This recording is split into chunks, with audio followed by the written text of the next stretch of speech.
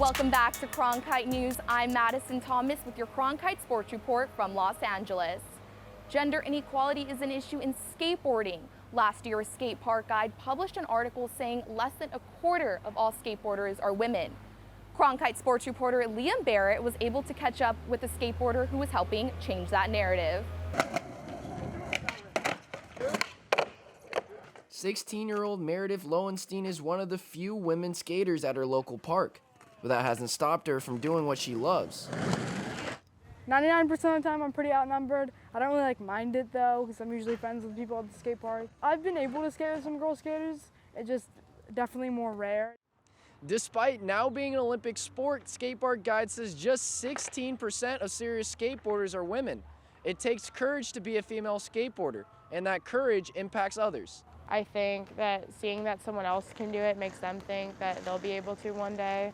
You know, older girls do it and be really successful, whether it's on social media or in real life. I think that's a push for a lot of younger girls to get into it.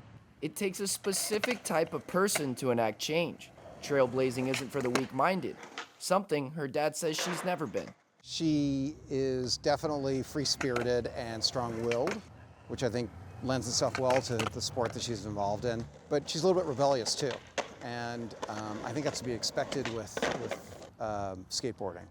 The stereotype in the sport is to be rebellious, so it only makes sense for a woman skateboarder to change the status quo, one trick at a time.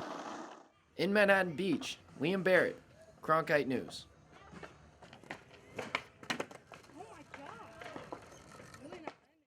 The Paris Summer Olympics will have skateboarding for both women and men. This is the second Olympics in the row that will have the sport.